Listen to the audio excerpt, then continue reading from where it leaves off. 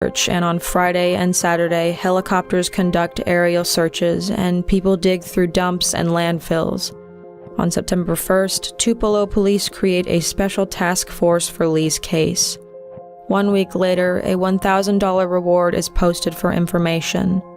September 6th, Donald Ochi takes an emergency month-long leave and arrives in Tupelo to search for his missing daughter. 3 weeks after going missing, the reward money doubles and the crime scene at Honey Locust Drive is officially sealed off. Don Ochi found this suspicious, but Aguirre claims that the only people allowed in the crime scene were investigators.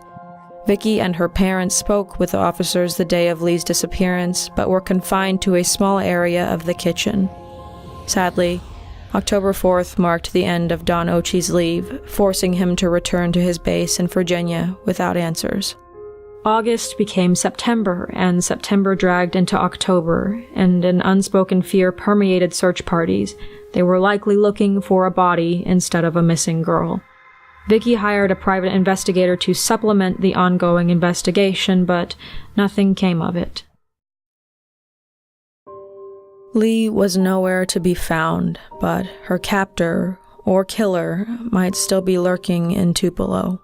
Authorities questioned the family and conducted polygraphs with the 3 adults in Lee's life: her father, stepfather, and mother.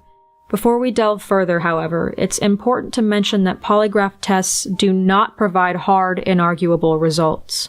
They're often erroneously referred to as lie detector tests, when all the test does, according to hg.org legal resources, is, quote, measure a person's biological processes to determine if they are experiencing a physiological event, such as an increase in blood pressure or heart rate. The logic is the body has an almost imperceptible but measurable physiological reaction to the stress of constructing a lie. While the idea, in theory, sounds great, there are too many interfering factors. If the subject is nervous or has learned to control or combat any physiological effects of lying, then it can result in a false positive or negative that mistakenly implicates or exonerates the subject from the crime in question. According to Legal Match, in the United States, no one in any state can be legally forced to take a polygraph test. It is absolutely forbidden for law enforcement or employment uses in Texas and New York.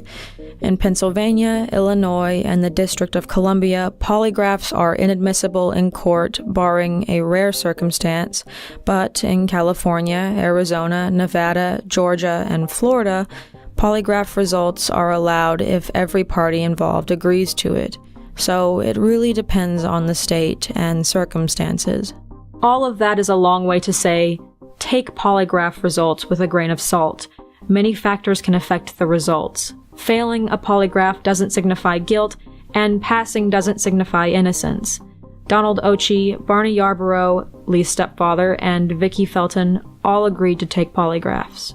Donald Ochi passed his test and was quickly ruled out as a suspect, as he was stationed in Virginia at the time of Lee's disappearance. Barney and Vicky endured days of interrogation and agreed to take polygraph tests. Barney Yarborough passed his polygraph. A few weeks before Lee's disappearance, he had moved out of the residence on Honey Locust Drive and had been living in an apartment, still in Tupelo. According to Detective Aguirre, Barney was cooperative. He was very forthcoming and tried to assist us in any way to try and help locate her. He would join us any time we went out to search fields and woods. He was always willing to assist and to help. Barney passed away years later, and authorities don't consider him a suspect. Vicky Felton showed deception in her polygraph test, which was administered by Tupelo police hours after her daughter vanished. The FBI offered her polygraph tests on 2 more occasions within a week or 2 after the disappearance, each time with a different test conductor. Each time, deception was detected in the results. Vicky expressed that the authorities wouldn't be doing their job if she wasn't heavily questioned. On the results, she said, "I couldn't tell you why. They measure changes in your body, and when your daughter has gone missing and they strap you up to things, I can't imagine anyone's body not reacting." Detectives have never named her a suspect, but still say she's a person of interest. Jordan Morse, Lee's boyfriend, revealed to the Open podcast that authorities never sought him out for questioning. He was 11 at the time and at school, but Jordan found this strange since his number would have showed up on Lee's phone records nearly every day. Investigators were tight-lipped concerning the case's progress, likely fueling local gossip. Whispers circulated that a local doctor buried Lee's body in a barn in Tupelo. The unsubstantiated rumor intruded upon the actual investigation so much that Police Chief Billy White instated a gag order on his officers. Any officer not actively working Lee's case caught talking about it would be punished with a 2-week suspension. Northeast Mississippi Community College student Philip Copeland was working the drive-thru in a Booneville, Mississippi McDonald's when a blue truck pulled up to the window. Inside was an older black man and a young girl Philip thought resembled Lee. However, authorities tracked down the man and the truck and confirmed it was not connected to Lee Ochi. Promising leads were few and far between, but a disturbing development arrives in an envelope at Honey Locust Drive. On September 9th or 11th, 1992, Vicky received an envelope addressed to her ex as B. Yarborough. Honey Locust was misspelled, and the 6 29-cent stamps, each showing a heart with the word love inside, was 2 times more postage than needed. When Barney opened the envelope, all that was inside was Lee's reading glasses, which were missing from the house the day she vanished. Vicky confirmed that they were her daughter's glasses. The letter was postmarked in Booneville, where the previous false sighting was, about 31 miles north of Tupelo. Both the Mississippi State Lab and FBI analyzed the envelope and glasses. The stamps were wet with water, and no other DNA was found, and there was no letter within. Both police and Donald Ochi think the glasses were meant to throw off the investigation. Regardless, the implication was grave. Someone close by likely knew what happened to Lee. Donald Ochi took great lengths to ensure his daughter's case wasn't forgotten. After printing out posters and distributing them to bus service and interstate truck drivers, he enrolled her information to the National Center for Missing and Exploited Children and Child Quest. Then he took to TV shows, 2020, an unnamed Japanese crime show, and the Geraldo Rivera show, where he made a shocking accusation. Someone in the family was involved in his daughter's disappearance. The show aired in February of 1996, and Vicky's mother, Marilyn Felton, happened to catch the program and told the Daily Journal that Donald's accusations were, quote, way off base. But Donald didn't give up. He even turned to psychics for help. He said, anybody who's had someone missing would do the same thing. You've got nothing to lose. All of the psychics claimed a body of water was somehow connected to Lee's body, but ultimately, according to Enterprise Journal, these efforts, quote, drained Donald of optimism and cash. November 2nd, 1993, 14 months after Lee was last seen alive. 18-year-old local farmer Ray Jantz was walking through his soybean field when he spotted a human skull with only 4 teeth intact. At the time, the state medical examiner's office used a contract dentist to help with dental identification. Emily Ward, the state medical examiner, received stunning news from that contract dentist. The skull belonged to missing 13-year-old Lee Ochi. Local papers broke the news to Tupelo. Not long after, Lee's dentist contacted the medical examiner to ensure that Lee's most current dentals were used to identify her supposed remains. Turns out, they weren't. Upon second examination, the skull actually belonged to a missing 27-year-old named Pollyanna Keith, and the medical examiner had to retract her conclusion. Donald and Vicky were equally outraged. Donald called it the most difficult time during the entire horrific ordeal, and Vicky wrote a letter to the Hattiesburg American, which was later published, saying, if my daughter's dentist, Dr. Richard Warner, had not personally intervened and contacted authorities himself to verify that the records they used were the most current, the misidentification might never have been realized. Rumors, speculation, and false reports about a loved one's fate cannot be forgotten once placed in your mind. Believe me, little can be done to ease the pain and suffering families experience in these cases, but we surely do not need the state of Mississippi to compound them with incompetence. After years of poring over the case, Tupelo police decided to re-examine an area of Lee's former backyard. Around the time she went missing, the Tupelo Public Works Department was installing large rocks, also known as riprap, in a ditch at the end of Honey Locust Drive for drainage control. When Lee vanished and Hurricane Andrew came through, the work halted, and no rocks were installed in the stretch of land between Vicky's property and the drainage ditch. They were later installed, however, so authorities wondered if Lee was possibly in a shallow grave the workers had unknowingly covered with riprap. They dug up the area and brought in special scent dogs who could smell a body beneath the ground or vegetation growth from a body 13 years after the fact. There was no trace of Lee, and the case has since been cold. Robbery gone wrong, a random kidnapping, the premeditated work of a pedophile. When it comes to Lee's case, almost anything is possible. But two theories are discussed online most often. Theory number 1. Lee's mother, Vicky Felton, was somehow involved in her daughter's disappearance. It has been rumored that Vicky was abusive. The Open podcast spoke with former classmates who alleged that Lee sometimes showed up to school in a somber mood or with bruises and a black eye, which Lee brushed off, saying the injuries came from being hit on the nose with a horse apple at the local stables.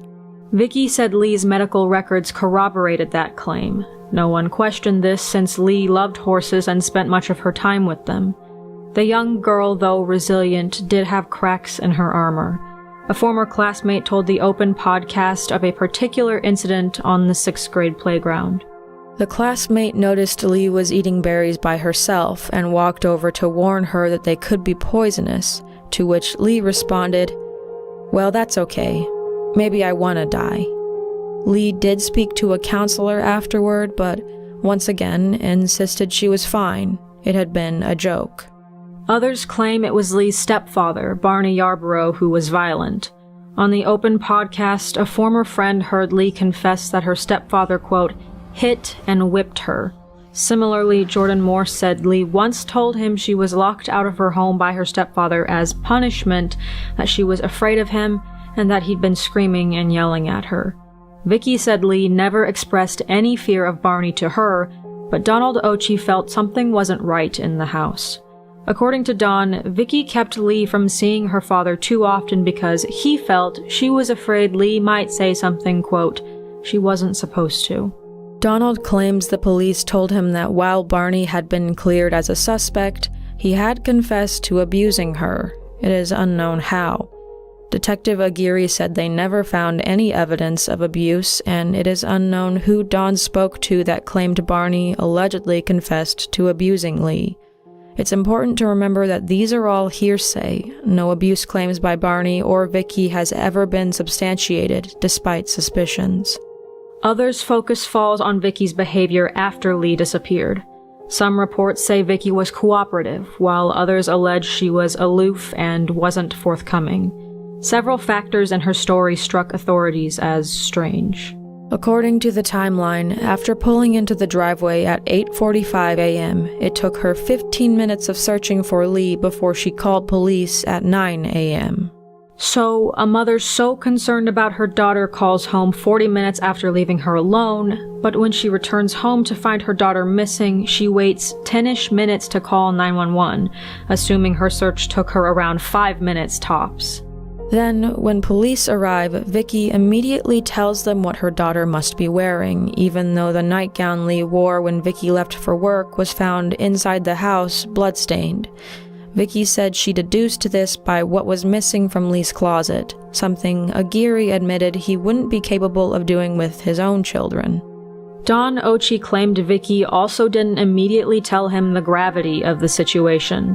Allegedly, she called 2 days after Lee vanished and told him Lee ran away, and he only found out about the blood a couple days after that. He didn't feel she aided in efforts to find Lee. Detective Aguirre had similar sentiments about Vicky's behavior. I would consider her a person of interest. You still can't eliminate her. The timeline that she had given us, we felt, was a little strange. She was somewhat distraught. I don't remember her crying at the time. She just didn't seem to be as forthcoming with some of the information that we felt like a mother would share once they were looking for their daughter. Vicky, however, maintains her innocence. It's never been about me. It's about finding Lee, and I didn't care, and I still don't care what anyone says about any of it.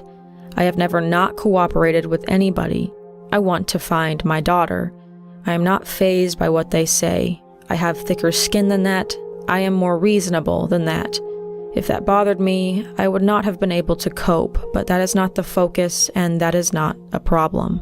More recently, when asked to speak about her daughter's disappearance, she declined, saying, quote, "That has been discussed over and over before, and I won't go through it again.